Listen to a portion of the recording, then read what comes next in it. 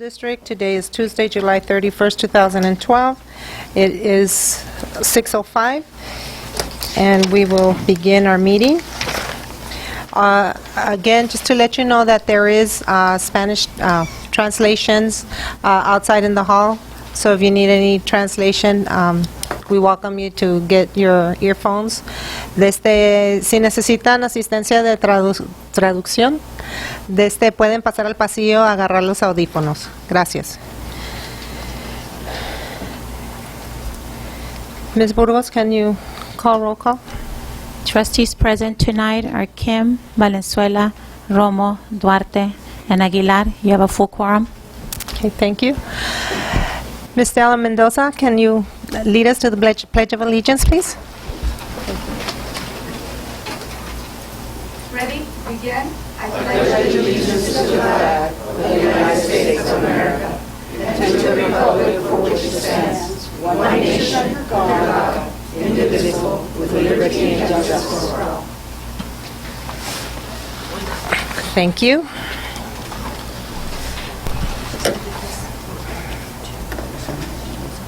Estela Mendoza. Moving on to item C, approval of the agenda. So moved. Second. I have a motion by Ms. Romo, second by Ms. Aguilar. All in favor of the motion, please say aye. Aye. Aye. Aye. Aye. Motion passes 5-0. Item number D, Superintendent's Report. First item, cash status update, Mai Randall. Oh, she stepped outside? Okay. Must have walked out for a minute. Okay. She'll be Mr. right back. Fagali, you want to do your superintendent's report while she Yes, comes back? I'll do that in the meantime. My first one, I'm really pleased. I mentioned at the last board meeting about Mrs. Ana Montes and the AP exam that her students passed. Remember, I indicated there were 39 of the 41 passed the AP Spanish Lit, which means that the students go to any of the universities can receive 3 units of college credit for that. 14 of the 41 received the highest mark, that was a 5, 15 a 4, and 10 a 3. 2 scored a 2, and 0 scored a 7 scored a 0. And then Mrs. Yolanda Cota, who teaches AP Spanish language, had another great year. She had 163 of 173 passed the exams, 94%. 88 of them scored a 5. That's as high as you can get. 50 scored a 4, 25 scored a 3. So, I mean, it's incredible how great these 2 staff members have done for us, and I certainly thought that they needed some commendation. I did send them a thank you note and a congratulatory note. Ms. Randall, are you ready? And I'll back off on mine.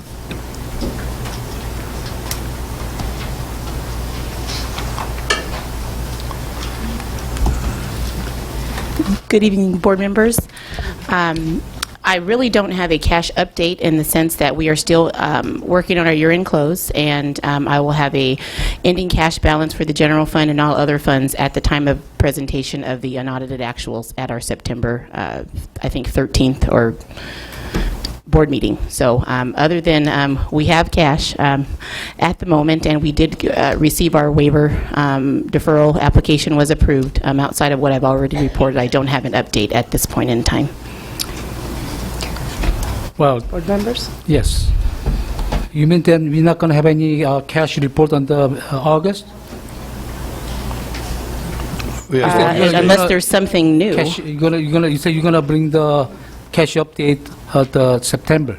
That is correct. So we're Well, not going to have since anything on this? not an official, the long sheet that I provide, until we're finished with closing the books up and through the beginning of September, I won't have an updated for June 30th until that time, because we're still, closing out resources and that type of thing and posting expenditures for the year-end close process. So which is outstanding, I believe we still have another outstanding bill, That is correct, and including the GCR, the law firm, they never submit the bill yet. I think about 2-3 meetings ago, you were mentioning that we're going to have, you're going to request them to all the invoice. Did you? that we're going to have to post an They're gonna accrual. I haven't received the invoices, Not yet. not at this time, no. Okay, then how we're going to have a cash report is going to be factual. You said you're going to be in September, but that time, so all the All of the outstanding bill is going yes, to come out? and just to let you know, what my staff is doing at this point is we're booking the accruals, which is, posting the expense and setting up the liability payment to be paid out of this budget year. So the expense will be in the correct budget year, which is the 11-12 year. Okay, so we're not getting any cash report on the August. I could provide you with a cash report, but it would be the same report that I gave you in May, because again, we're still posting expenditures. So what would be on the sheet, it would just be at that particular point in time. So the June, it would not be accurate because we haven't finished closing the books through June 30th yet. So we're not going to really spend any money on August then? Would we have a pre-list or something, the balance? in the back of the pre-list? You'll have a pre-list, but as far as the update in cash, the form cash, it won't be an actual factual form. It would just be for that particular day and time. But if you want to know the cash balance, I could give you a cash balance as of today. But then again, as we're transferring and correcting and posting for year end, those numbers will change. But what I'm understanding, every month, we're not going to be perfect because every month we still going to have a outstanding bill. Why this time is we're not going to have the July and July and August, we're not going to have the When you say an cash report. outstanding bill, I'm not understanding what you mean. You were saying we're not going to have a factual, but any time when we have a cash report, it is not factual because we still have some bill is going to come later on. Well, they are updated for the month as to what our expenditures were, our cash received for that month, and our expenditures going out for that month. So they are factual when updated for the month. Yeah, but what I'm understanding is that every month we're receiving, actually, until that time, we're going to have it. So if you can provide us for the next August meeting, the regular Well, meeting? and that's what I'm trying to make reference to, since we're updated all the way through May. May is actual, but June, since we're closing out the year-end process, we're still posting as of June 30th. But So as we post every day and do accruals and all those types of things, the revenues are going to, all of these things are going to change. Yeah, but we're not asking whole year closing book. I'm asking for at that moment, the August, how much month. cash we enhance. Okay, so if you'd like me to provide you with, on the day of the board meeting, how much cash we have in the bank, I'd be happy Yes, to provide yes, that. Okay, yes. if that's what you want, then that's ahead what I and will do do. that. Sure, absolutely. And if you'd like, I could go run a report quickly, and I'll present, and I'll give it to board at the break, if that would be okay. Thank you. Okay. Thank you, Mike. The second item under my report is Mr. Calderon and I have been discussing the possibilities, and he's been talking with some finance people regarding the possibility of refinancing our COPS loan and our Zion loans to reduce our annual payment. Remember, it's about $1.2 million that comes out of our general fund off the top annually for those two loans that were made back before this board and this superintendent were even thinking about being here. It's been a while.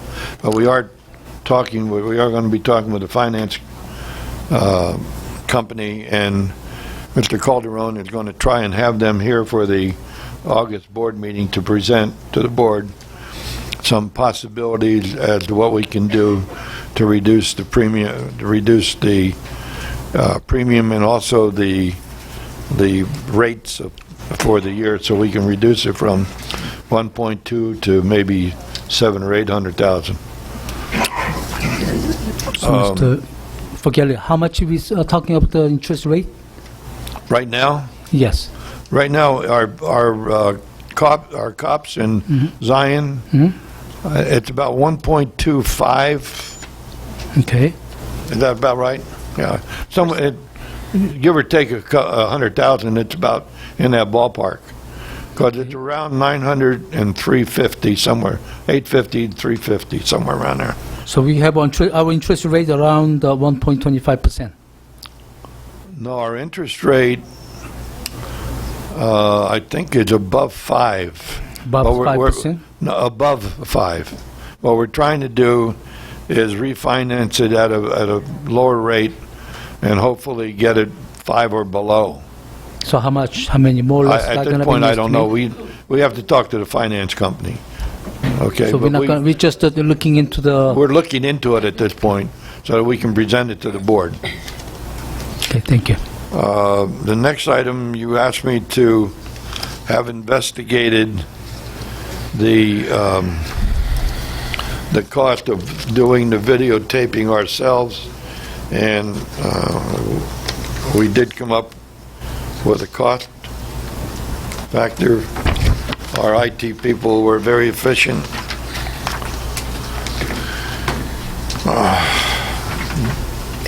Jaime, do you have a little video on that? No, that's not with the video. Okay. The cost to us,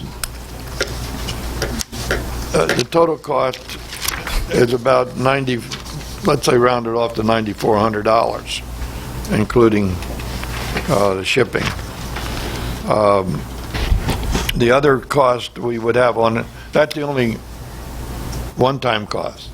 The only ongoing cost would be the cost of one of our employees being here to do the taping. I thought maybe you would like to consider that, and we can bring it back for the August 8th board meeting for the board to make a decision whether you want to go with our own folks doing it, or if you want to stay with Spectrum. I've got a couple of questions. Yes, ma'am. You mentioned these costs, which would be the hardware, correct? Correct. Okay. So, and you mentioned the cost of recording time, the cost for having staff here to record. Yes. Okay. Are we building in their time, editing time? I'm sorry? Are you building in editing time, or is there any Well, type during of the editing editing? time, they can do probably during their workday. Okay. But I'm talking about the actual time here at that night. The editing would be done during the regular workday. Okay. So that we're comparing apples and apples, or oranges and oranges, if you will.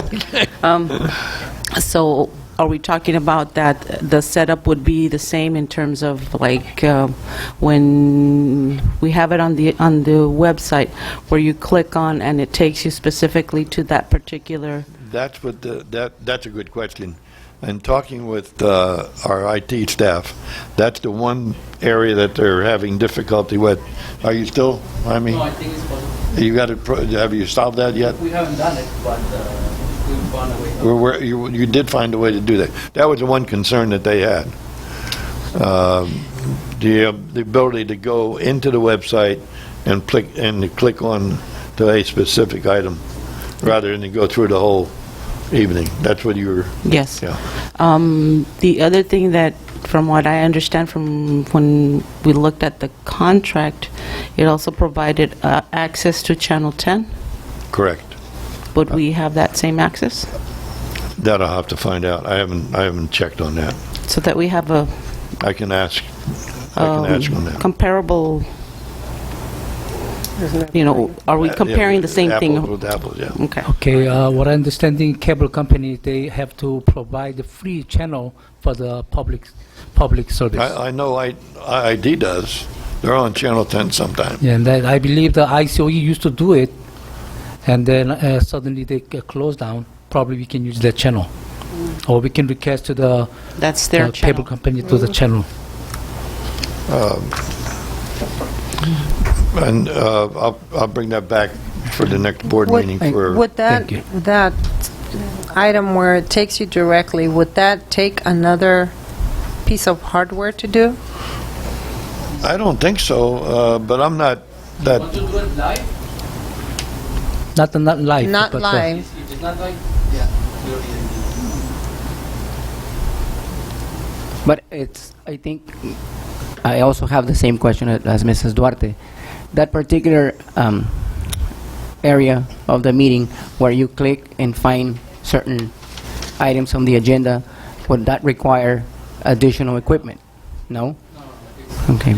Software already provides the tools to do it. Yeah. Okay. And I had another question for you, Mr. Fragali. Would that, having a tech here, does that mean that we would have one tech here, the one that's usually here, or we'll have We two have of one them? additional tech. One additional tech. Correct. So that would be the only extra cost, other Yes, than the purchasing price of the equipment. correct. That was the one thing that I did mention earlier, that the ongoing cost would be the cost of one of our employees at an overtime rate. That would be 2 employees at an overtime rate. That'd be the one we have normally, and plus the one more. Adding another one. So to make things clear, it's 2 employees being non-overtime. That's correct. I have a further question. And maybe it's not so much a question as to possibly identifying the elephant in the room. Is there going to be an issue with it being an internal process versus an external, where you have some maybe perception of it being more impartial if it's from the outside versus the inside? Well, that was one of the concerns that we discussed originally. Yeah, I'm just putting it out there again. Yeah. I mean, I don't foresee that happening. Could someone accuse us? Sure. I mean, they can do, but I have tremendous faith in our IT people that they would not do anything to edit the tape. I agree with you. I'm just putting it out there that might be something. Well, that again, becomes an that issue. was a question that was raised originally. That's really why we went to the outside first. And I don't question the ethics of our techs. Right. And one last question for you, Mr. Fragali, and I guess for the tech also. So it's not possible to accomplish this with just one tech here? Would that be stretching it too much? I mean, Well, I don't know. Have the same setting as they have, it is not possible. Someone has to move the agenda plus also moving the camera at the same time. Yeah. That's not, It's a program. Yeah, the moving the agenda is not always moving the agenda. When we're just passing through the agenda, the videotaping only they move the camera when the board members talking. Yeah. I think they have a remote control from the remote control. I mean, there's gonna be things that is possible, but there's gonna be issues where, I don't know, So maybe he forgot to move it because he was doing something else here, Yeah, and those things, correct. Well, can we consider it? I mean, can we? Well, we can maybe take one board meeting and try it. Mhm. Can we at least try it? yeah.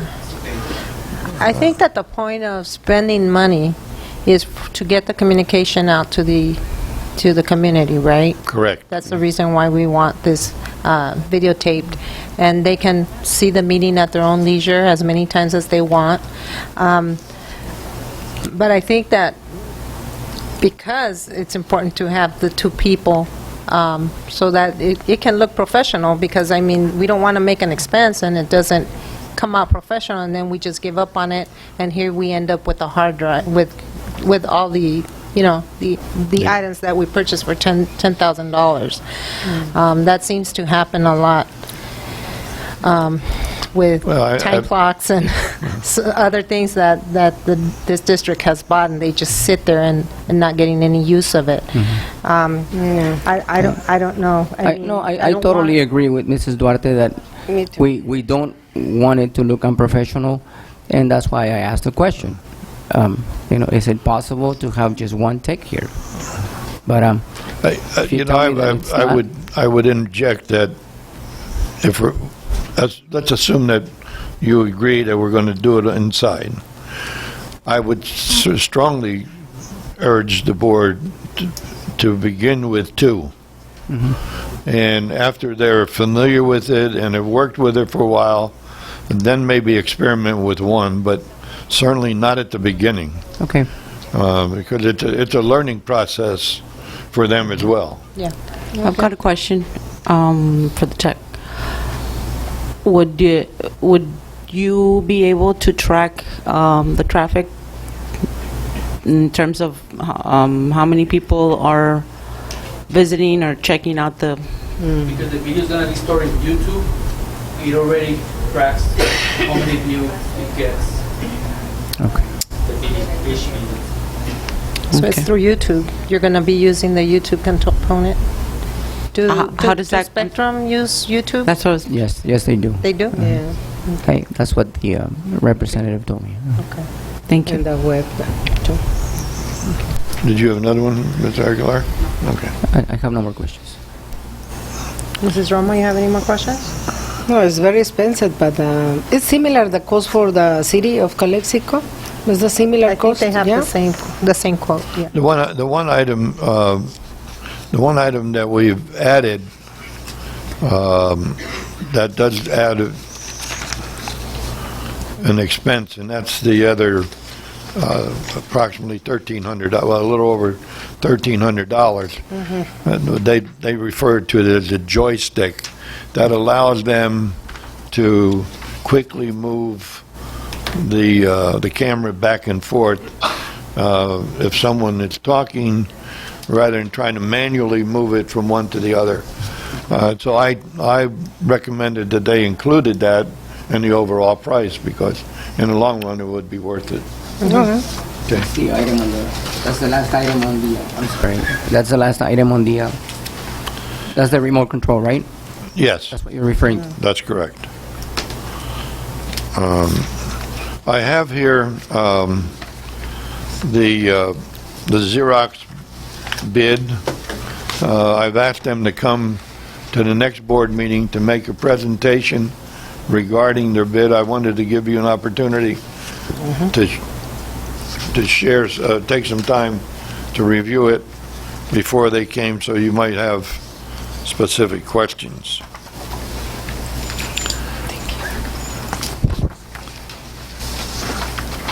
I have an item that I just received in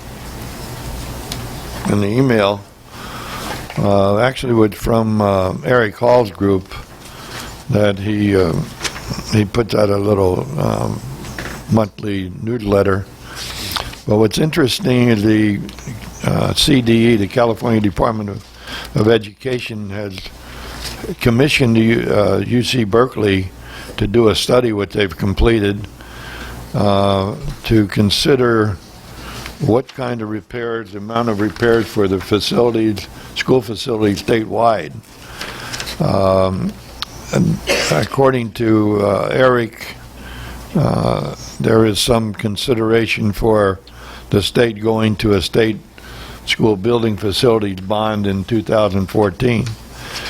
But what is really significant is, according to the report, in the next 10 years, the school districts in California will need to be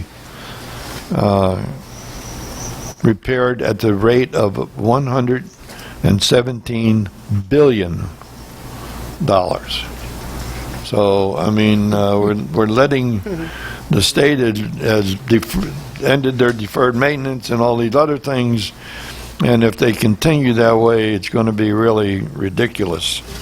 Two other items that I don't have listed. One is We were having lunch at Hometown Buffet yesterday, and Mr. Hargrave, who is the newly elected president of the chamber, came over and was talking with Mr. Calderon and I, and mentioned that one of the things that we needed to really do was to get a pool done for the city, and we were swimming talking pool. about joint venture, A swimming pool. a swimming pool. And Mr. Calderon was talking about using joint facilities, but using some tax dollars in the long run. And he's going to have a proposal ready for the next board meeting. And the pool committees that were discussing this a while back, we've talked about having a meeting with the city, same members, including Mr. Hargrave, who's the president of the chamber, next week. And Mr. Calderon is supposed to have some numbers for us and methods and possible ways to raise the funds. The last item I have deals particularly with me. According to the new state law, AB 178, those of us who have retired and have come back to help, up until this new law was passed, we were able to remain in the retirement system and still work. On top of that, the new law provides us that we can work up to a certain amount of dollars. That's $40,000 for the year, in order to remain receiving your retirement check. If it goes over $40,000, it's the retirement check is reduced dollar for dollar. So unless the board and I can come to some kind of an agreement, my time runs out in the middle of September. So we will be discussing that more later. But I thought you all needed to be aware that the law is now in effect. So it affects a lot. In fact, it will also affect Mr. Evangelist, our athletic director. So we will be talking more about it, but I needed to make that announcement. I needed to give the board some time to consider some things. That's all I have for tonight. Thank you, Madam President. So, question, with this law, by mid-September, you either stay on board or submit a proposal? Yeah. Well, I would suggest that we have a conversation before the middle of September, but it's either the middle of September or, yes, basically that's it. Okay. More things to think about. Okay. Moving on to item E, comments from the public. And we have a speaker, Raul Ureña.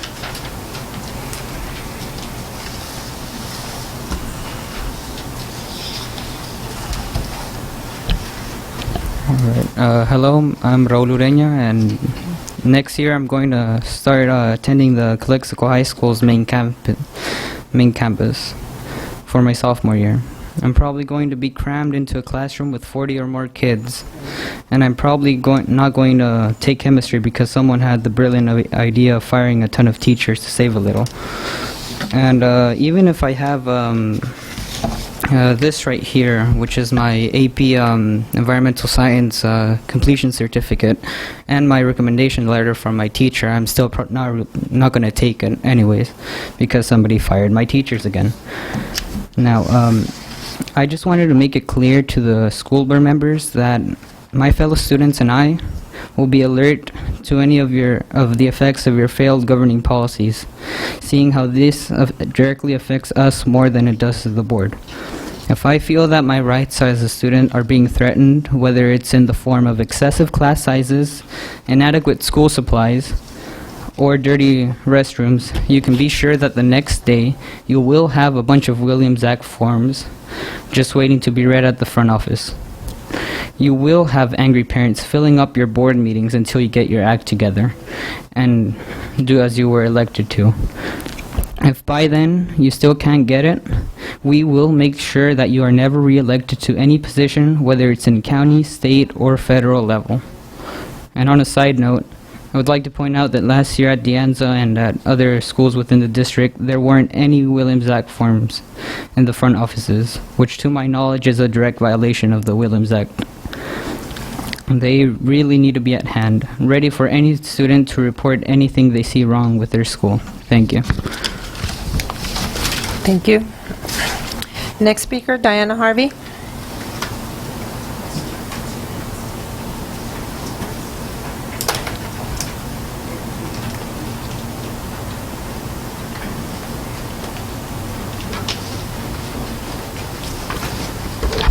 Well, let's start. What I have to say is regarding Mr. Livingston's report to the county superintendent about how our budget came together and how some things are going to change for next year. But before I say what I want to say, I'll say this to the board, that I was looking forward to sparring with Mr. Fregali. So let's see what we can do, because I wanted to put on my fencing gear and take him on. So I'm going to not be happy if he's not here. Now you're aware of what the report says, because I'm sure you all got a copy. But it does say that the Excuse district... me, Ms. Harvey, no, we did not get a copy. Oh. Okay, well, I got a copy under the Public Records Act.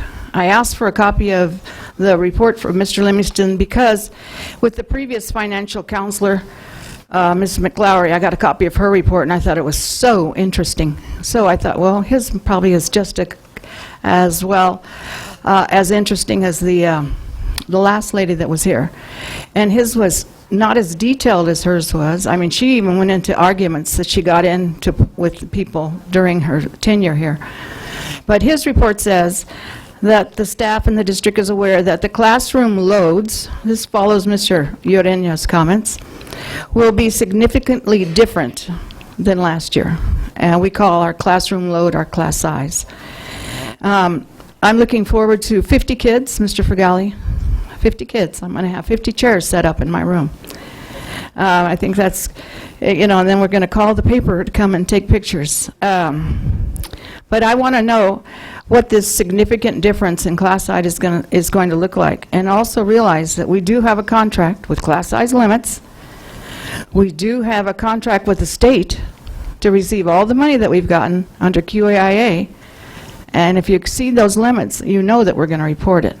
And you know you're going to be under the microscope about that. So besides the contract, you have a contract with QEIA, monies that you receive, and you also have a limit that's guaranteed by the Ed Code. So this significant class size really bothers me, and I'm here to let you know that in 2 weeks we'll start readying our room. We'll have our class lists. Now, not until the students show up will you know, just like you always do on the first day of school, although nobody seems to be worried about the first day of school yet, but we are. We know we have to report the attendance by, 5 minutes after the bell rings, because you want to know how many kids are in the room. And we'll do that. And it will be an honest figure. But let's not have 50 in each room. But if we do, you have 10 days to resolve it. Okay, thank you.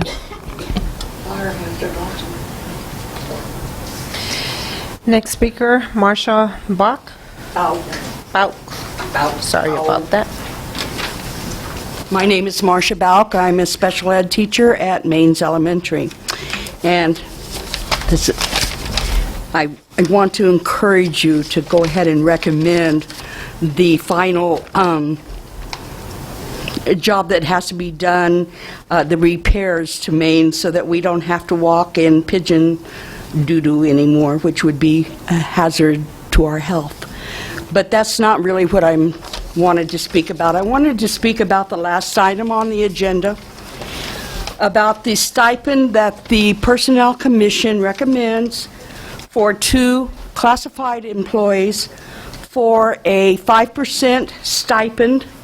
Based on their salaries, that would be approximately $9,000. I want to know, number one, if we're still in such money problems as you bring up every time at these meetings, why can we afford that? And number two, I'd like to know what responsibility they are being given or paid for.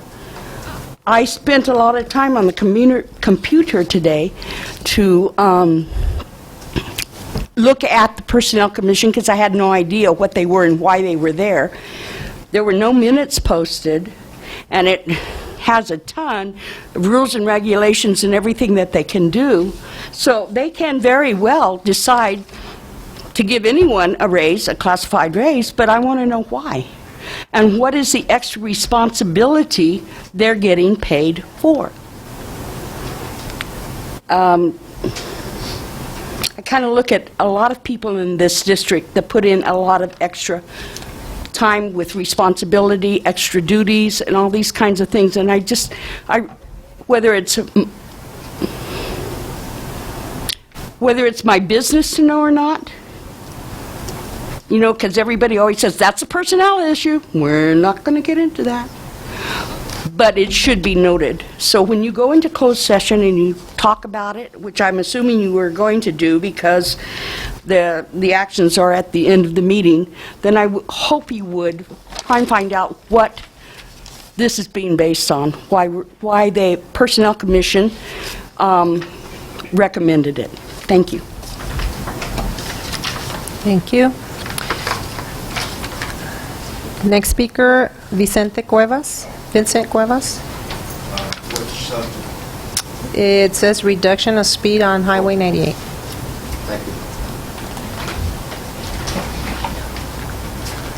My name is Vincent Cuevas, and I was going to speak regarding, as a police commissioner, I did put myself down, but as a police commissioner, I am very concerned about the speed limit posted on Highway 98 between Rockwood and Encinas. It is posted at 25 miles per hour when children are present, to 45 miles per hour otherwise.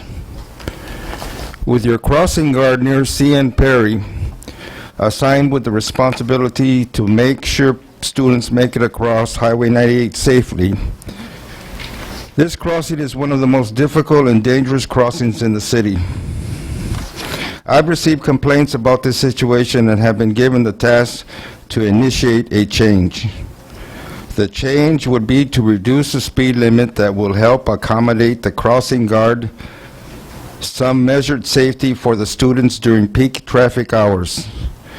I implore that you prepare a resolution requesting the city and Caltrans to reduce the speed limit to 35 miles per hour for the above reasons.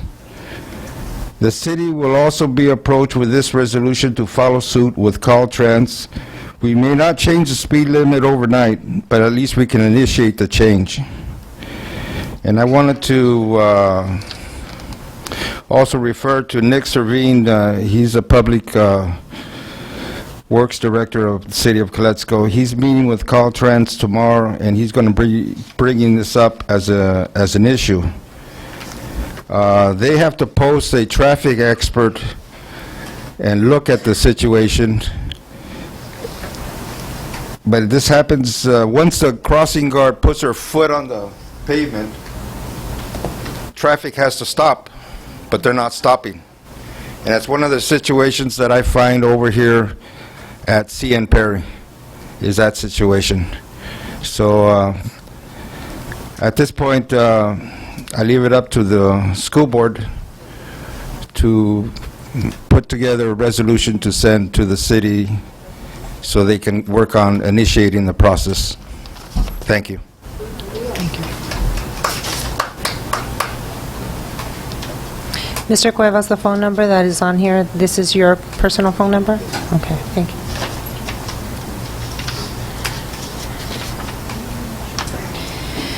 Deborah Whalen?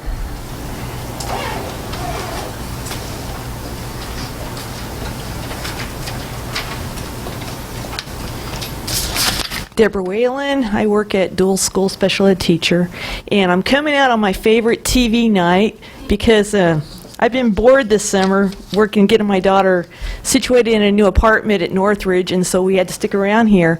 And I went online and I saw the results of the forensic audit, and it was just horrified. My husband just injected the printer with some more fluid today so that I could print it out, and I was just looking at it where it was talking about, just on page 5, that there was a possibility of $26 million of contracts where they weren't available to see where those contracts were for vendors.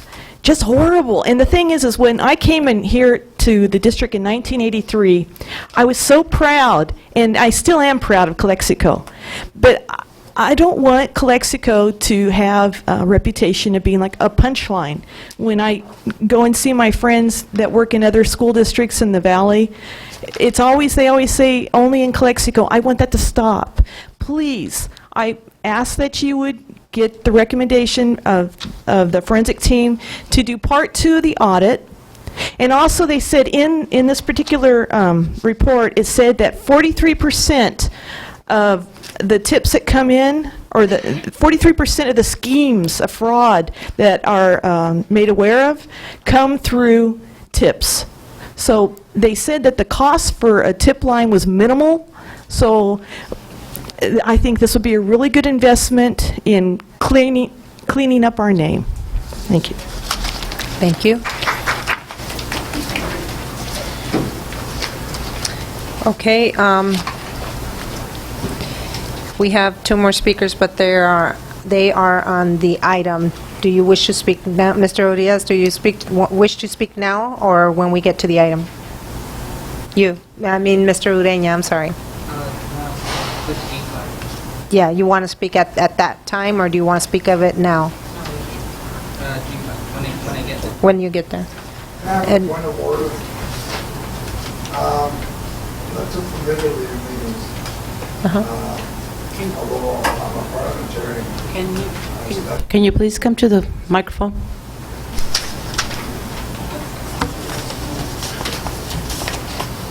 For the record, my name is John Anthony Romo, and I studied parliamentary law. It goes along with the Brown Act, Robert Rules, and all that stuff, and I was not aware that I was supposed to put my name on a piece of paper. I mean, this is the proper procedure that you adopted. I honor that. There was a couple of things that I wanted to say, but if I don't have my name... Since you're there, I will give you the opportunity to speak. Just fill out a form when you're done so that we can have it for the record. When is your next regular meeting? Our next regular board meeting? Yeah. Will be August 8th? August the 8th. About a week and a half. I have my research ready. Okay. I really you can speak now if you want. No, that's going to cut it down short for for your sake. You need proper information. Okay. And so we welcome you to our next board meeting. I really appreciate your Thank you. Okay, moving on to item F, board members' comments. Mr. Kim? Okay. Before I started, I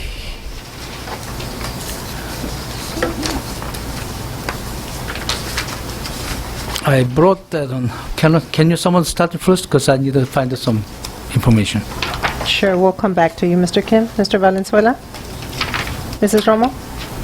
Only I requesting for 2 items and for the last meeting, for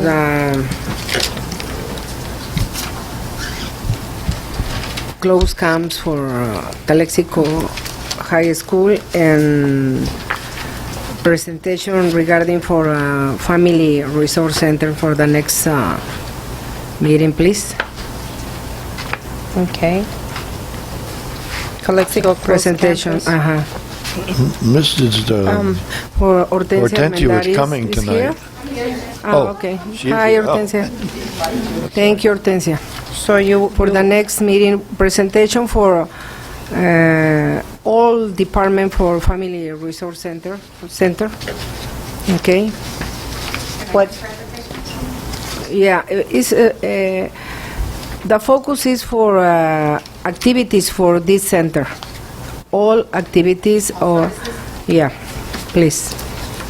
Thank you very much. That's it. okay, thank you. Ms. Aguilar? Yes, for the coming meeting, I would like to request that if not, I don't know whether it'll be in the open session or as a report, I would like to see what our strategic plan is in terms of identifying the priority of the positions that we need to bring back. I'm particularly concerned in terms of meeting the WASC accreditation requirements. I'm particularly concerned with the fact that we're closing in on August and having to register students and so forth, and we don't have the personnel in place. I'm concerned the fact that we don't have key positions or teachers, let's speak plainly, that meet the A through G requirements. Back here we have a thing that says we must have one single driving priority, which is the academic achievement of our students. Without those key components in place, we are not preparing our students for university. And the sooner and towards that aim, I appreciate the fact that you've had some long and extended conversations with ICOE, and I think we need to step up that level of conversation and include our community in there and ask for their support via writing letters to the editor and so forth, and putting that out there on our website. Thank you. I also agree with Ms. Aguilar that we need to put pressure on ICOE to approve our budget. I have no idea if any of the other school districts have gotten their budgets approved so that they can move forward for next year. But because we are in the situation that we are, and we do need to bring some teachers back, so that they won't end up with 50 to a class. I was thinking, how is she going to end up with 50 to a class already with, but the schedule should be in the makes, and we should know. And we do know how many teachers by school site we need to bring back. We have been working hard on that to make sure that we do meet the contract language, the state, and it'll be a little challenging. We are with our QUIA schools, since they do fund us, but they don't fund us, to cover every single expense. So, we need to work on that. But I do agree that, we have to at least get some of the staff back, and ICOE can't keep stalling. And thank God that Ms. Harvey mentioned about the report, because that should have been sent to us also, and it wasn't. So I don't know if it's a game for Ms. Mallory, but we need to start working together, and we need to start pushing to start getting some answers. May I know I'm not supposed to during this time. May I just say one thing? I am meeting with her tomorrow morning. Okay. Actually, Maya and I are meeting to reiterate everything that has been said and done. And we are going to put pressure on her tomorrow to get a commitment from her to either approve the budget, and if she's not going to approve the budget, then we're going to request that FICMAC send the team in of CBO to make the decision for her. And also, there's a couple of the board members that will be going to, board members and you, to Los Angeles for the hearing. And I think we need to put pressure there because they want to know how we became solvent. So that's going to be part of our Right. of our speech to them, that, you know, it takes two to tango and the county is not putting in their effort. So Pretty hard to dance alone. yeah. I had one more other thing and I forgot, but I will email it to Janet if I remember. Mr. Kim, going back to you. Okay, I found the paperwork, thank you. I found another grant for the title Innovative Approaches to the Literacy. They have a $750,000 grant, that's also from the federal grant. I wish we can use that for the improvement of our students of the education. Thank you. The deadline is the 10th of the August, but I believe most of the grant, they need first steps, the intention of the letter, and then later they're going to all the paperwork follow on that one. But I gave the last information of the grant. Unfortunately, we didn't do anything on those grants. Hopefully we get something. And the other one is I have my written statements. Save the time. I'm not going to read the date and my comment from the June Kim, board of the trustee, regarding G7, item 7. June Kim has many concerns on this major J audit. I would like to approve the VLS fraud solutions, the recommendation to do additional work based on the following: 1, possible fraud; 2, missing support documents; 3, missing contracts; 4, change orders what exceed code limit;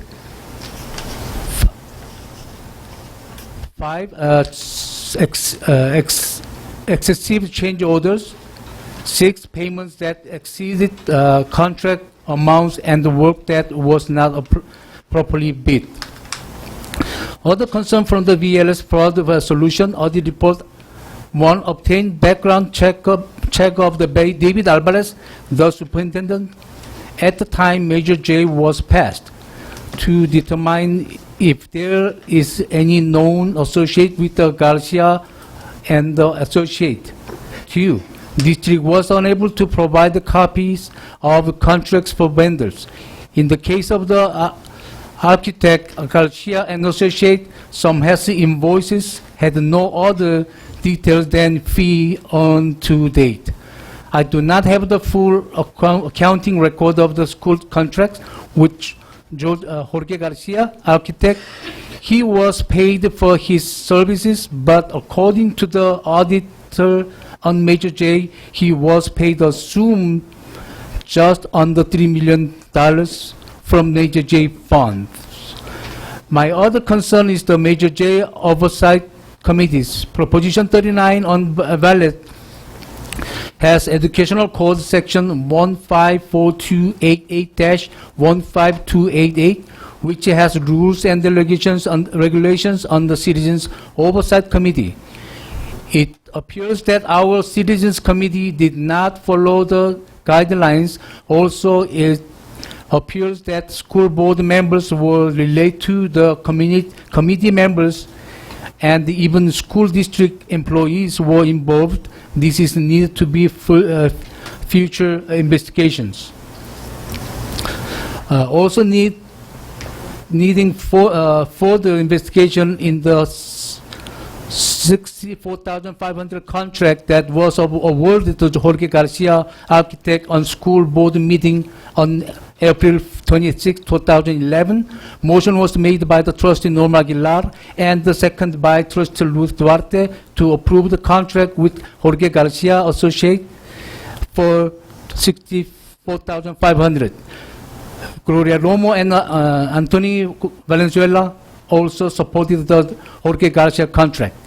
I future recommend that the school board formally request the Imperial County District Attorney for criminal investigation and the State of California Attorney General for full investigations.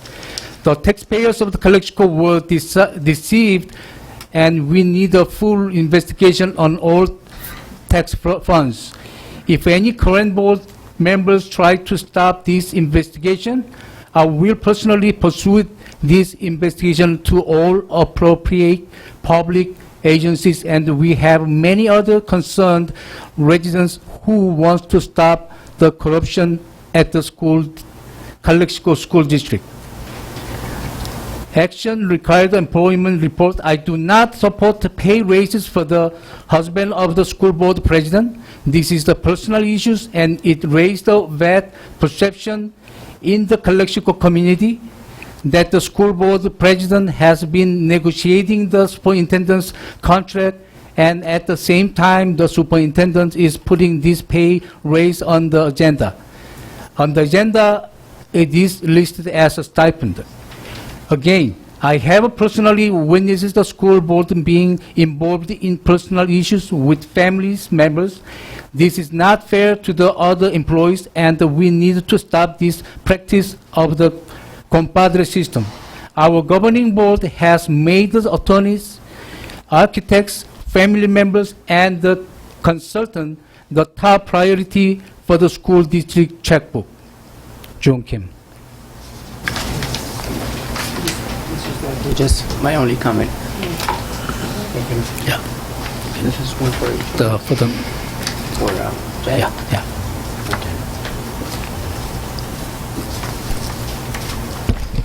And my only comment was that, you know, we have been waiting patiently for the county to approve our budget, and we know and we understand that we need to bring some of the staff back, and that's the only thing that's holding us back. Therefore, I think we should, and hopefully by meeting tomorrow morning with them, you will find a solution, or put some kind of pressure on her to approve or disapprove our budget, so we can move forward with what we have to do. That's all we have. That's all I have. Thank you.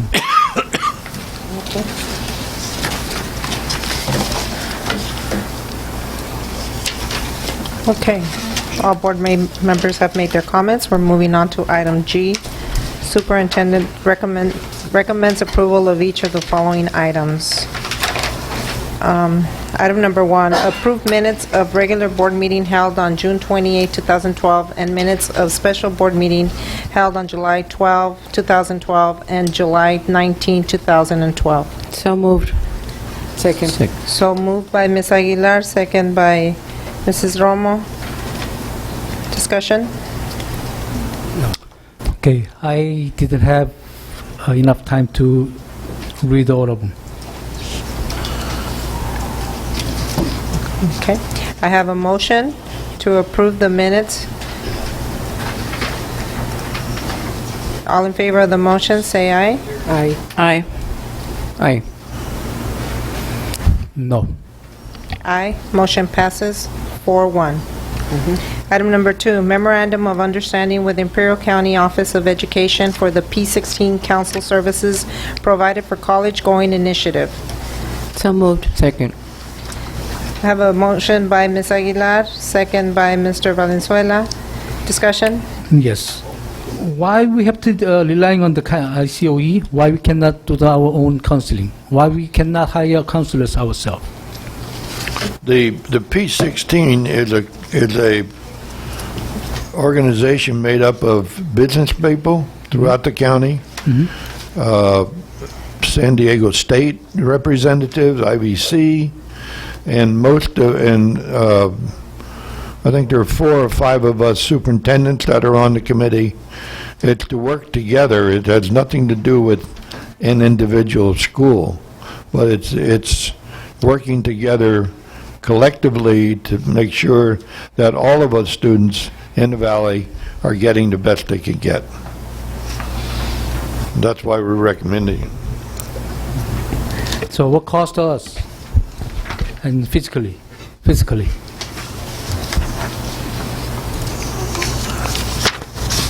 It's on page 3, the top, third level, under value. 10,000. It's right above the term, above the terms, it's a little over 10,000. Each school district is charged a fee based on the number of students. Our fee is usually larger valley-wide because we have about 1/4 of the student body of the students in the valley. Ms. Aguilar, you... I Looks know like a you're fee for familiar every with school it. districts. I'm sorry? Looks like a fee for every school district. Right. Okay, If thank you you. look at page 1 through... You have page 1 and under numbers 1 through 9, it provides a description of what that coordinator Yeah. does.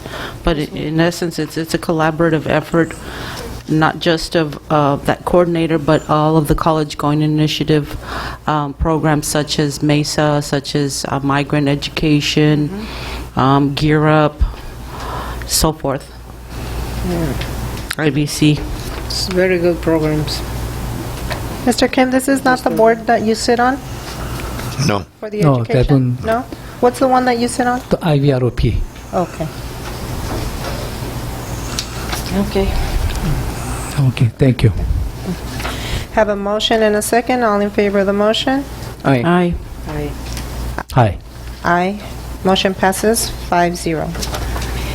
Item number 3, approve the rental agreement between CUSD and Imperial County Behavioral Health for housing of the Vista Sands Socialization Program located at Kennedy Gardens Elementary School. Discussion. So moved. Okay, discussion? Second. You got second? I motioned, Mr. Kim second. I second. Ms. Romo motion, I'm sorry. I'm Ms. sorry. Romo motion, you second. No, he No, second. Ms. Romo said discussion. Discussion. She said discussion. Oh, Yeah, sorry. thank you. Okay, so I have a motion made by Ms. Aguilar. Ms. Aguilar and seconded by Mr. Kim. me, Ms. Romo. Discussion was. Okay, Mrs. Romo? Dr. Fragale, what is the fiscal impact in this rental? That's a good question, Mr. Romo, and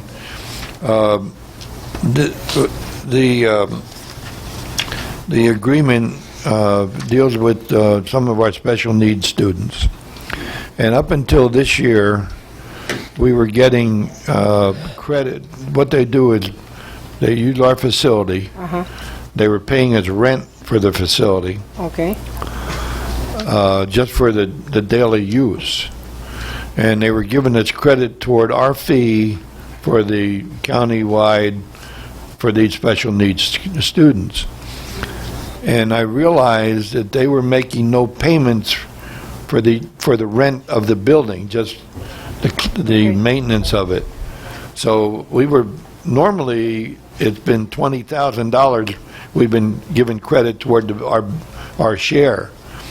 And now I've added $10,000 to that, so we're now going to get, assuming you approve it, we will get $30,000. Our max expenditure now will be $7,000 rather than $17,000. So, I mean, and I don't know why over the years they have not been paying rent on the facility rather than just maintenance for our custodians. So that stopped as of now. Okay, so it's going to be a wash, basically? or- Basically, unless we utilize all 37,000, which it could be, not likely according to Mr. McFadden. Chances are we're running about the 30,000, so it could very well be a wash. But we also included up to 37,000 because we wanted you to know that it could be that expensive. But it's really a credit toward the bill that they would send us for helping to teach our special needs students. Okay. Mike, is there anything more you need to add? Nope. Happy to answer any questions. Now, special needs kids. Well, I'm going to identify them, that needs to be made. And the regular kids that attend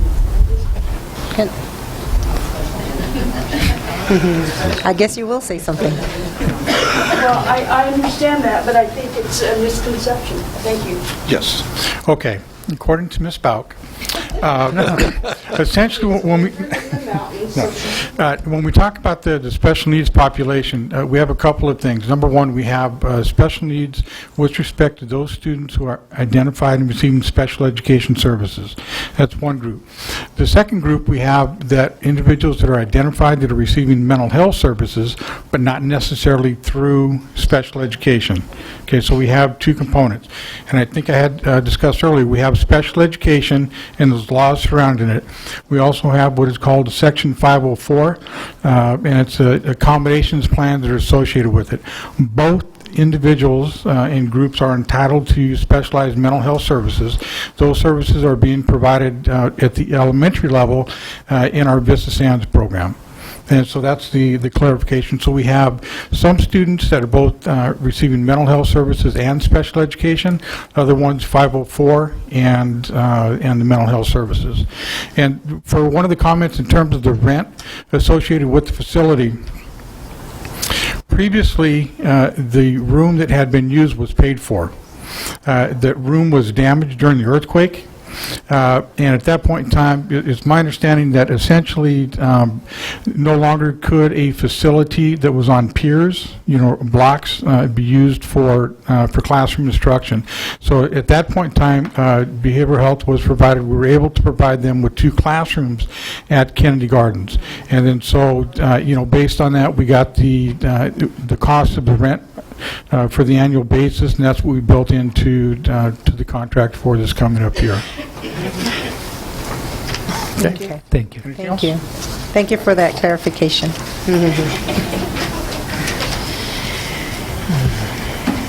Okay, I had a motion for discussion. No, you had a motion for action. Motion for action, okay. I have a motion for approval from Ms. Aguilar, seconded by Mr. Kim. All in favor of the motion? Aye. Aye. Aye. Motion passes 5-0.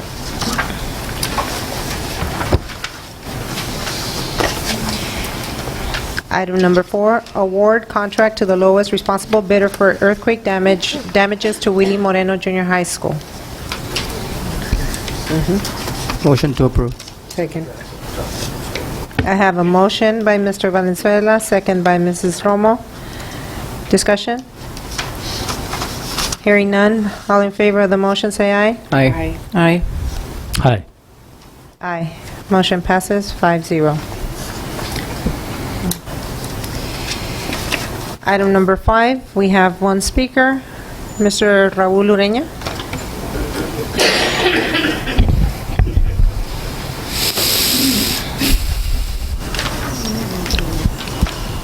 Good evening. I would like to ask the board right now on item G5 to please ignore the recommendation on this and read the policies at least once before approving them. It's essential to read the policies so you can know what you're doing, let alone that it's the public's right to be informed of the new policies. This is clearly a way to keep the public from knowing what specifics that the title of the policy might not state. This should be a given. Also, I'd like to comment on the board policy 5132.1, the student dress codes. I'd like to say that the school uniforms don't negatively affect students' academic or behavioral performance. I think it's essential to let students, specifically teenagers, to be able to express themselves freely and be able to celebrate individual differences between each other. I believe that a learning environment in which students feel free promotes confidence and comfort. And that sense of comfort and confidence can help boost their overall learning experience, which is reflected in higher test scores. And it's also a myth that school uniforms prepare kids for the work world. This makes no sense. I think the only thing school uniforms would prepare them is the statist paradigm, possibly. Now, I'm not suggesting that we should stop enforcing safety practices such as the tuck-in policy, but I just want students of all ages to start practicing the individualism on which this nation was founded upon. Thank you. Thank you. Okay, no more speakers to this item. May I have a motion? Motion to approve? Second. I have a motion to approve by Ms. Aguilar, second by Mr. Valenzuela. Discussion? Well, what is the purpose to changing the uniform? We obligate them to wear the uniform. The uniforms, that I understand, are basically have been the same. Excuse me. Dinner time. I thought I had turned that off. The only thing that Mr. Pesqueda said that he wanted to maintain the dress code for ninth graders for the upcoming year, and since he was the principal of the entire school, and it's been their past practice, I said it was fine as long as they wanted it. But there's nothing changed on the dress code except what's been in the past practice. Actually, the change is that they added a different color, and they added the ability for students to wear jeans, if I'm not mistaken. That's right, I'm sorry. So there was change, and it actually, Improved it. yes, it provides for that individuality Yeah. to a certain Right. extent. Thank you. I I'd gotta- forgotten about that. I have to add my 2 cents worth that I do agree with Mr. Ureña as to not having your child wear a uniform. I am a waiver person. I do get waivers for my kids. But at least we still have the opportunity for parents to request a waiver if they don't want That's correct. a uniform. So that is still not, that is still in effect. You can request a waiver for uniforms and wear decent clothes. I dress my kids decently, so that's okay. No saggy pants, no nothing. Okay. But it looks very good uniformed at the school sites. That's not my thing. But as long as we have waivers, people can get the waivers. Well, I have a picture of the uniform till high school, and just like a militaries. We can get those too. Militaries. I'm going to post to my Facebook. Like what? Like a military uniform. It's we were all that time. We all was raising the question why we don't have the regular clothing, especially a high school kid and junior high, and just like the United States. Now in Korea, they don't have uniform. They have some kind of uniform, but a lot of people they don't use it. And I don't know what makes sense to change, obligate them to using the uniform, especially the grown kids. And when I was wearing the uniform, we have to cut the hair like the militaries. We only can have like about 1 octave. The largest one, if we have 1/4 inches, the hair, we are a little fancy. We're going to be in trouble. And I believe especially high school kids, they should be able to wear their regular clothing. That's what I believe. And even Ms. Duarte yourself, you try to doing the waiver for your kid, and why we have to using that and obligate them to wearing the clothing. Well, I believe several years back, the community voted for uniforms, and the board it came to the board and it was approved. So this was a community action. They liked it. I talked to a lot of parents. They love the uniform because they don't have to wake up their child and say, what are you going to wear today? My blue pants and my white shirt. That's what I'm wearing, you know. But that is something that the community liked, and they spoke, and I believe the past boards approved it, and that's what we're doing now, again, is approving a small change in the way it's been for, I don't know, like 10 years. It's less restrictive now than it was. Yeah. But right now, so what I see, the high school kid, they don't wearing the uniforms. I'd like to point out that you've got Aurora who is wearing uniforms and is a high It is a school, high school. and the students themselves participated in the question and the discussion of what their colors would be and style of clothing. Yeah. Just putting that out there. Yeah, they did have an input. And we also have the waiver. I mean, it's a matter of choice. If you choose not to send your kid with a uniform, then you get a waiver, and then you dress him the way you want to dress him. Or they can dress the way they please.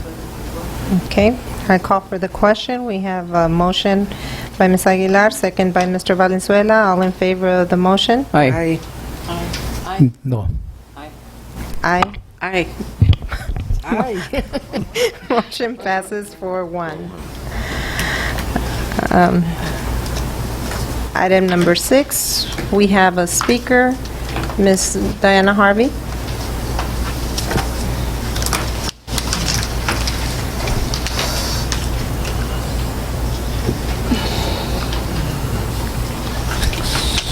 Yes, my subject on this matter is who does oversee the change orders and the following the contract once it's been written and accepted by the board? Because I believe Doblado Construction is the one who is mentioned in the VLS report as being a company that violated, well, it was supposed to be a matter of not violated, allegedly violated too many change orders that exceeded the limit. And, it really makes sense. You low bid, you get the bid, you get the job. And then you make change orders as it goes along, but you can only have a certain limit change orders, otherwise then your low bid was really not as truthful as it should have been. So Doblado Construction is mentioned, and I remember all this business going on at the time, and there were a lot of changes. So it probably wasn't the company's fault, I'll say that. But who monitors the limit of how many changes they could be made? And then the other thing about Doblado that I remember is they sued the district once upon a time for payment of some sort. So if you had a history of the companies that you work with, I realize they must have been the low bidder because you're going to accept their bid, but still, that's my question. Who does oversee the construction? Oh, you, Mr. Pagelli? And I oversee the bidding process. the changes and also the bidding. In this, in here though, Mrs. Harvey, it's not approving a bid. They've already received the bid long before this board was involved. Because there'd been such a lengthy time between the bid, the acceptance of the bid, and proceeding with the completion, Doblado asked that the board take action to give them the right to proceed. Right, okay. Now, that's my question. Who's going to monitor the process with this construction company, since we do have a little bit of a history with them?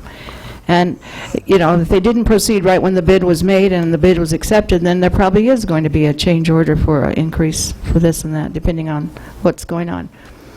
But do we have somebody other than the superintendent on staff that monitors that vets the bills? Mr. Martinez. Mr. Martinez, okay. Thank you.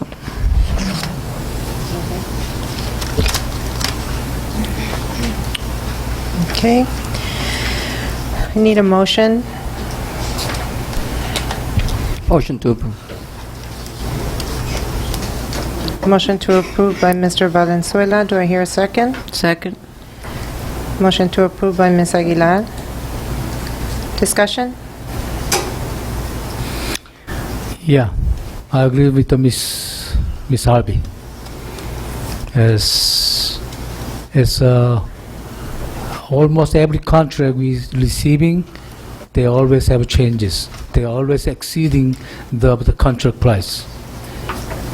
And I believe for the prevent of the future, we might have to put into the contract in up to 10% of the increasement. They have to take it, not by us, because they just as a bidding and the lowest the price, whatever they can put it in, they're gonna find whatever reason they can say. Maybe they just intentionally make something to make it happen to make the charging us more. We never know. We almost like living in. I feel like we're living in Mexicali, not in the United States. So every contract is being raised the price. So we have to find something way to for the future to put in the contract to make sure they are doing right. Even when we send the information to send the bidding advertisements, we should mention in those, because we're not trying to not accept any things like little changes with the extra loss of cost. If I may, Mr. Kim, to respond to that, and with the bid that you've all approved earlier, I specifically sent an email. I think I may have given you all a copy. I specifically sent an email because the bid was so low compared to the other two bids, that I specifically stated I will not accept, on behalf of this district, any change orders, except if there's something unforeseen, like what happened with the asbestos and the paint. But since that particular job that you just approved as a board is surface work, and unless when they power spray to clean the facility to paint it, a patch were to come off, that's the only reason that there would be any unforeseen situation. So they assured us that there would not be any change orders. But we are and I've been very diligent about change orders, and both our architects and our maintenance, Mr. Martinez, have heard me more than one time that I will not allow change orders unless they're absolutely necessary, and we bring them to the board. So right now, what we're approving for mains is $236,572. That's correct, and that's, again... That's excluding the lead and the whatever new items that have a if rise? something were to come up that they're discovered, this money is being paid by Calima. Remember, this is what, we're just passing it through. We're not even getting the money. We're just submitting the bills to FEMA, and they're paying them directly. Okay, good. So, We had a meeting today, and actually... Okay, I wasn't in, okay. Maybe she can enlighten us. Just to clarify, Mr. Fergali, it was going to go in the form of a pass-through type deal where we would just submit the bill and Calima or FEMA would pay the vendor directly. Well, we were going through that process, and Calima, FEMA, they don't want all of our information. They've given us, instead of the change order that they would normally get or that we would receive, it's just a one-page form that we will fill out, and the district will receive the funds, and then we will pay the vendor. There will be no upfront cost to the district. We will pay when funds are received, so we will not upfront any payments to any vendors for these projects. Thank you. so better. if we don't have a Calima check, they don't get paid? That is correct, and all vendors... if Calima says we don't have any money, we have run out of funds, then are we stuck with the check? Well, if we sign a contract, then it would, my understanding, we would have to pay, but the vendors are well aware that there is a period of time. It could be up to 60 days. So whatever work is performed, they are aware that they will not receive immediate payment, and we will not pay until we receive funds, less the retention, of course, to these vendors. So they understand this process already? That is Doblado correct. Construction? Yes, all of the vendors associated with these projects for this Why the work. change? You know, they did not want to have to go through the change order and what we have to do. They didn't want the paperwork. They said it was just too much paperwork at the federal level or at the state level, and they would prefer that it was kept here at the district, and we just submit a one-page form for reimbursement, or for payment, for payment on these issues, so. Thank you. But the district has made it very clear that we will not make payment until those funds have been received. Thank Can you. we get that in writing from Doblado, please? But this Okay. this is for 2010, okay? Yeah, we understand, Mrs. Roman. So I have a motion and a second. All in favor of the motion? Aye. Aye. Aye. No. Aye. Motion passes 4-1.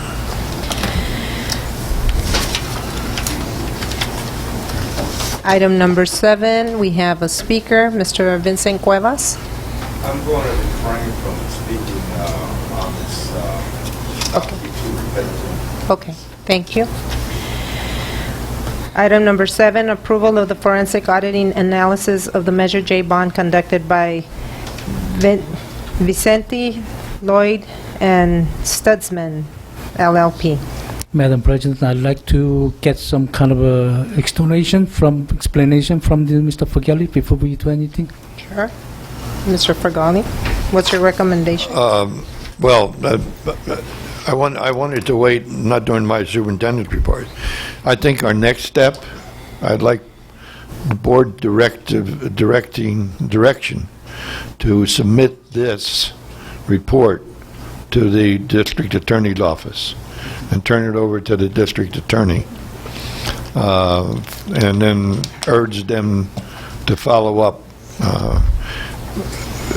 I've been in contact with the firm, VLS, on several occasions.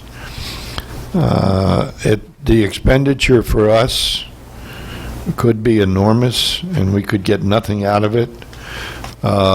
This way, if we turn it over to the district attorney, it would be Mr. Otero's responsibility to make the decision whether they're going to go forward. I would urge that they would do that, and the county would pick up the tab. There are so many innuendos here, but they're innuendos, and there's so little paperwork behind it, and I would suspect, in talking with VLS, the young lady's name was Jenny Fernandez. I think her last name was Fernandez. Dominguez. We spoke at length about it. And the problem is that we would have to go back to the companies that were involved, ask them to produce the bills, et cetera, and they're not going to be too anxious to do that, especially if there was any misappropriation. The DA's office has a better shot at making them produce the equipment, or the paperwork. And I know that when I read the former report that Mr. Alvarez had appointed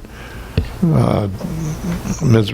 Burgos as a member and then vice chair, I knew there were some problems, but and that's why I asked that you allow us to go forward with the forensic audit.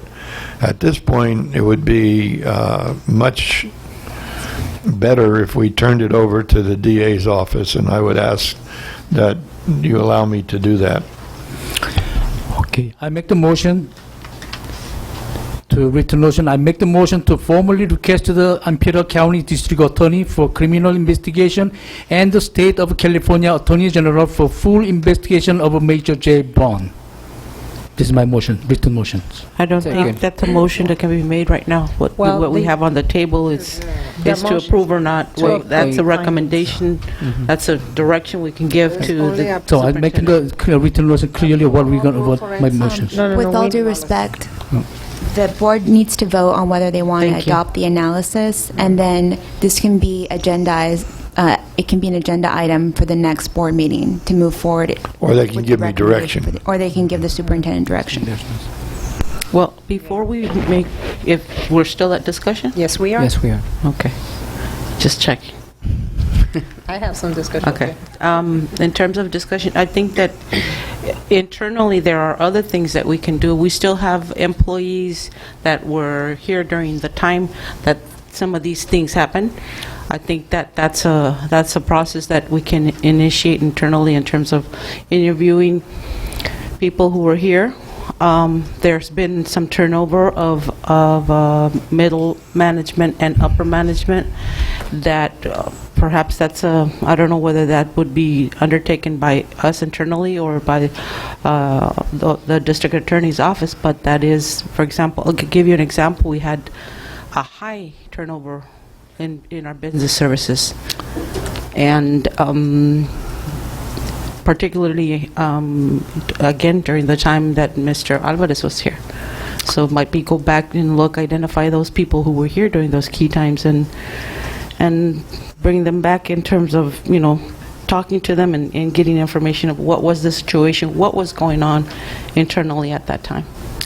Yeah, but like Mr. Fugali was saying, is the auditor, they have a limit to investigate it. I'm not saying that. What I'm saying is identifying those people who were in place at that time and that can possibly assist the attorney. But DA. the DA's office has the power, to subpoena. Exactly. Yeah. That's exactly. I think we they- can supply they- names. So they have a power to subpoena better and less costly than we do, and that's why I've requested that I would recommend that you accept the audit and then direct me to file this with the DA's office. Okay. So I already made the motion last time when we bring this one for the forensic audit. At that time I already made the motion sent to the DA directly. We just spending time and money. It's a kind of going same place. And was Ms. Aguilar was mentioning a little bit. What I understanding, the Major J is the finishing by year 10, isn't it? 2010. About that. Okay. Almost time of the ending. We have 2 payroll employees been ultimately leave, and that time they were, I believe they have a crazy things been paying somebody's the payroll overtimes. And I believe we supposed to assume it something goes on there. So they try to using the final moment of the money. They remove it from the payroll clerks. There's a lot of money is been the paying a salary we supposed not using that Major J money. And I strongly, I believe that Ms. Valenzuela was seconded to my, strongly suggest to my board member to, we don't have to waste time right now. We already know clearly something goes wrong there. And we owe the community to transparency, to show them what we are willing to make this case set the case for the future. Any criminal and corruption in our school district shouldn't exist anymore. So I strongly suggest the board member to approve this motion to go further. We don't have to wasting more time. And we need a motion to approve. A motion to approve. Yes, I already did. Yeah. No, you made a motion to move forward. We're approving this. I have a motion by Ms. Aguilar But to he did make a approve. motion, so I would like to retract my second, and I would like to make a motion to approve the forensic analysis and go with the superintendent's recommendation to move forward with the district attorney. I'll second that. Okay, I have a motion by Mr. Valenzuela, second by Mrs. Aguilar. All in favor of the motion? So why cannot send it? Why cannot send it? We are. It's in the motion, but we have to approve this. So, all in favor of the motion? Hmm? Aye. Aye. Aye. Aye. Motion passes 5-0. And- Mr. Thank you. Fagali? I like to follow my high yes on the condition for we're gonna go for the pursuing for the DA and the Attorney General. Yeah, That is in the motion, Mr. Kim. Thank you. Item number 8, resolution increasing impressed petty cash account for school district as submitted.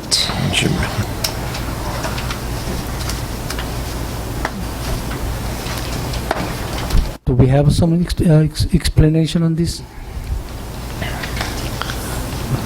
It's only more money. That's it.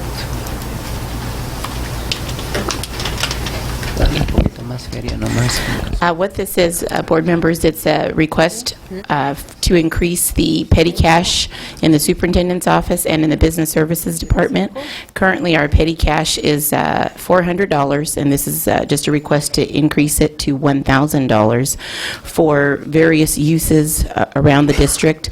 Just so that the board is aware, we currently do not have a district credit card. So for a lot of things, Thank you. that we have to purchase last minute. You know, sometimes the guys come in, they need to rent a trailer and do those types of things. Well, we don't have a district credit card to put it on, so we have to give them cash out of our petty cash. Well, since the district is in a position as to where we cannot reimburse our petty cash on a more consistent basis, we have to go through the pre-approval process. So it takes sometimes a month, and it could take even up to a month and a half before we can replenish the petty cash, and we don't have any funds available for district use throughout the month. So this is, even though, in all things, for our budget, $1,000 is really very low. Some petty caches well exceed $1,000, but just to keep things modest, moderate, whatever you want to call it, we're just requesting an increase to $1,000, and hope that eventually the district will be able to get a credit card so that we can still be able to maintain on a daily basis. I have a motion to approve. Second. Have a motion and a second discussion. Hearing none. All in favor of the motion? Aye. No. Well, that went pretty quickly. I had a question, but that's all right. It's already been approved.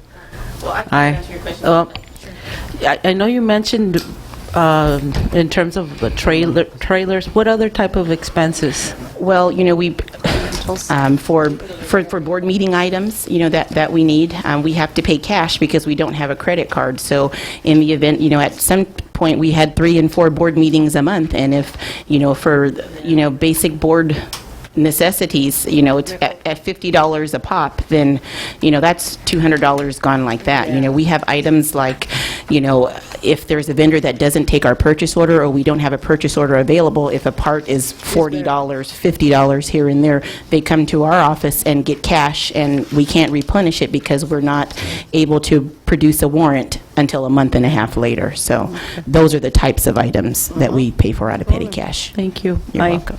You're welcome. Aye. 4-1. Mr. Kim? No. You said no? I said no. Okay. So motion passes 4-1. Thank you. Thank you. We will now go into closed session. Aaron? It is 7:40 and the board will now adjourn to closed session. 2 items for discussion. 1, public employee appointments pursuant to Government Code 54957. This includes all positions in the certificated and classified employment reports. And item number 2, public employee discipline dismissal release per Government Code 54957. Thank you. Thank you. We will see you in a bit.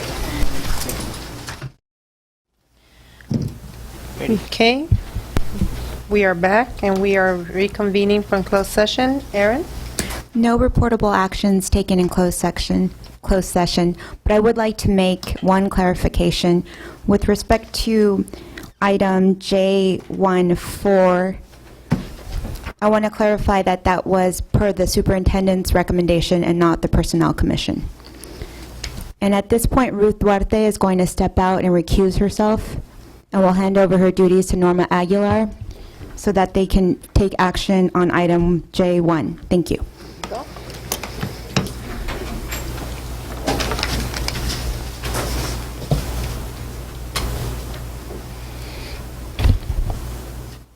Members, we have items J1, approved Personnel Commission classified employment report for July 1st, 2012.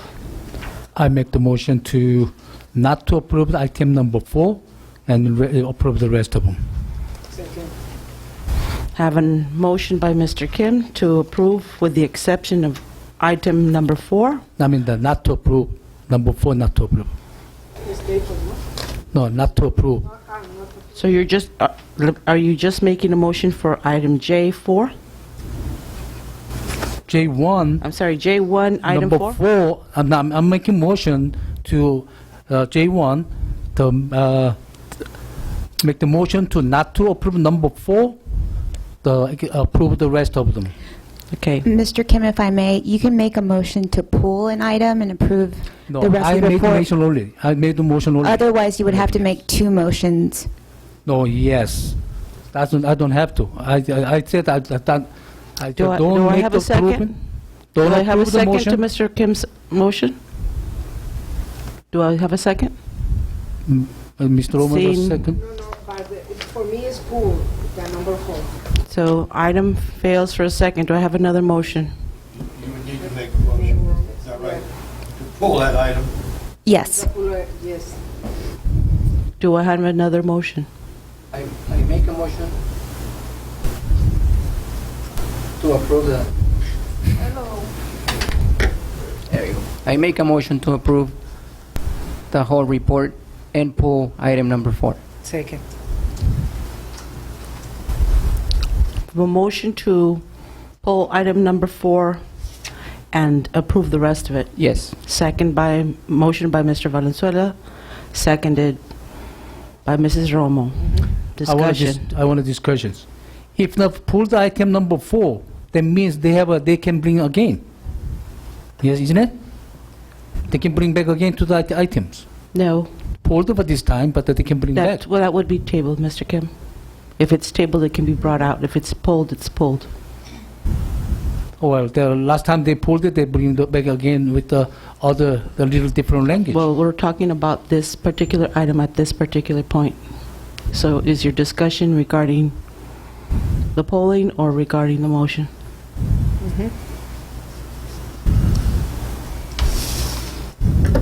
Correct. Well, I don't like to see this one for the future. That's why I make the motion to doesn't approve it. Your comments are duly noted. Any Yes, further I'm just- discussion? No. Seeing none. All those in favor signify by saying aye. Aye. Aye. No, as followed. I like to put in the minute. The followed by, because I don't want to see this item anymore. An aye or nay would suffice. Aye. Motion passes. 2, 3, 1. 1 abstention. You want to bring Mrs. Duarte back in, please?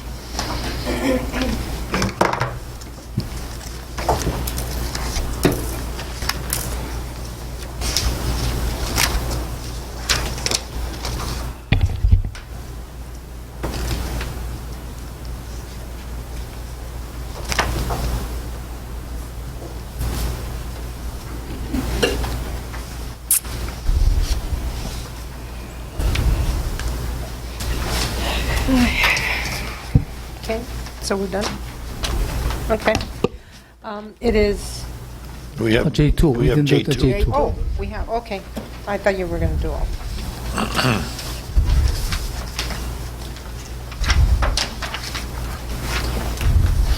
Okay, item number J2, approved certificated employment report for July 31st, 2012. Mr. Fagali, would you like to say who your recommendation is? The committee's recommendation was unanimously to recommend Dr. Isaac Estrada as the Director of Academic Services. All in favor, I'm sorry. Motion for discussion? Motion for discussion or Or action? motion for approval? Motion. So moved. Second. So moved by Ms. Aguilar, second by Mr. Valenzuela. Mrs. Romo, discussion? Yeah. What is the reason for the recommendation, Dr. Fragale, and how many candidates is for this position? How many candidates were there? Yeah. What is the reason for Dr. Isaac Estrada for Gloria Zelaya position? It was the committee's... He have experience in this area.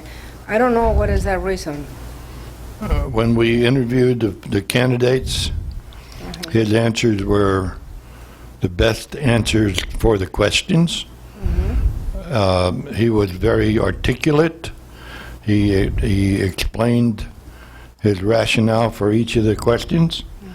He has responsibilities for budgeting. This is a very demanding job that requires a real understanding of the Williams Act, the ability to dot all the I's and cross all the T's, and the committee's evaluation was in that respect. My specific question is, what is the experience that this Mr. Estrada in this area, the Gloria Zelaya position? What is the experience, specific? What is the experience? I can't answer that because there's no one else in her position. What is the others candidate? For example, What? other candidates, other persons. I don't think I'm at liberty to discuss that. What is in the second place and the third place? I think Those this is- I'm sorry, go ahead. I think that we're reaching into the realm of Other recommendation? No, if you allow me, Mrs. Romo, by discussing in particular or in specifics other candidates, you are with experience. You're no, regardless of experience. When you start identifying specific qualities or specific skills or stuff, you're talking about personnel matters, and then that becomes an issue. That's not something that's for the public. You're violating the rights. Sure. That's a essentially. discussion for closed session. Okay, I agree with you. My discussion is, I still believe to the other applicant could do better in the southern case of our school district, and the other applicants, they know our kids better. Okay, but we have a motion on the floor to approve. Yes, I understand. That's just the discussion time. I'm not recommended. trying. Yeah, so I'm making the amend the motion to the approve second level of the person to be hired as a director of the academic service. Okay, I have an amendment to the motion to approve the second candidate. Do I hear a second? What is the second candidate? You can't discuss The that. recommendation was for Isaac Estrada, so we need to make sure that we keep any discussion narrowly tailored to the superintendent's recommendation.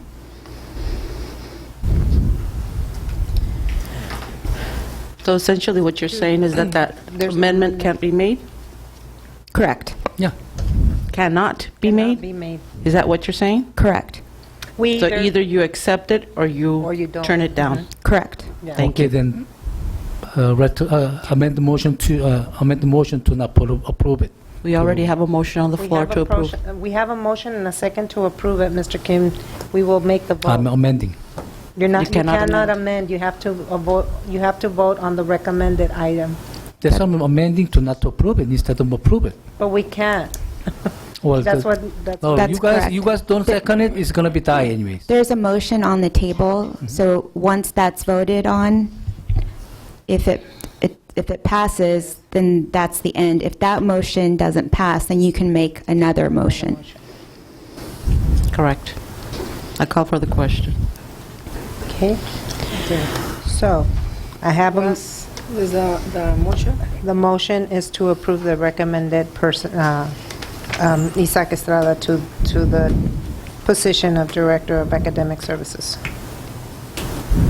All in favor of the motion? No. No.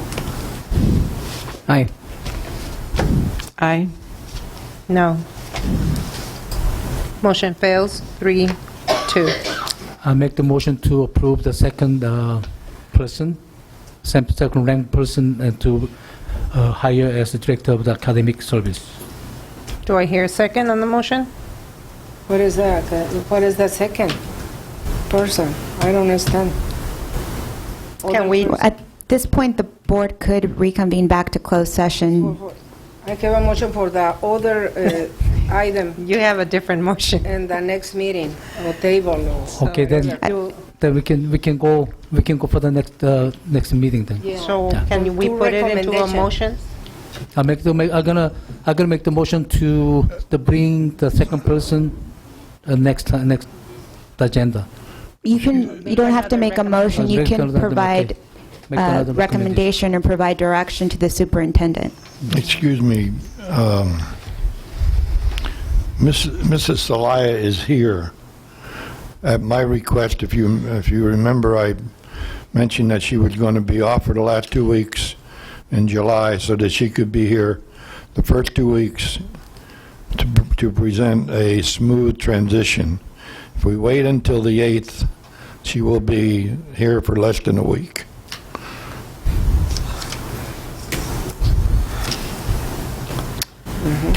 Well, if we must wait, we must wait.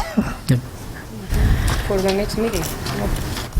The I make the motion to bring another recommendation for the next meeting, regular meeting. Yeah. Okay, Second? so I have a first, I have a second, all in favor of the motion? Aye.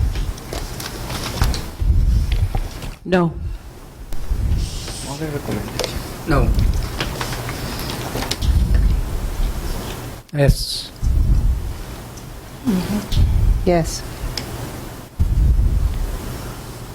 Motion passes to bring another recommendation to the table next board meeting, 3-2.